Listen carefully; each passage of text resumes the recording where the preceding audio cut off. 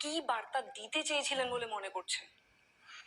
দেখুন, এরকম নির্লজ্জ, বেহায়া, অমানবিক মুখ্যমন্ত্রী আমরা আগে দেখিনি। ওনার রাজনৈতিক অনেক বিশ্লেষণকে যদি বিশ্লেষণ করে তারা করেন, জিজ্ঞেস করলেই পরিষ্কার হয়ে যাবে যে উনি সবসময় নেতিবাচক রাজনীতিকেই পছন্দ করেন।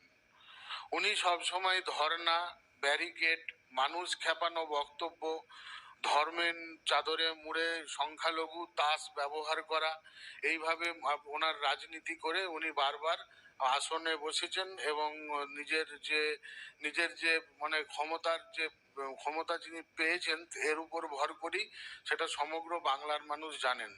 আর ওনার এই ধর্নাটা সম্পূর্ণভাবে একটা কি বলবো, একটা ফলস, এটা নাটক। একটা কথা আপনাকে বলতে পারি, এই মমতার ধর্নাতেই উত্থান হয়েছিল, আপনারা জানেন, এবং এনার গমন বা পতন হবে এই ধর্নাতেই।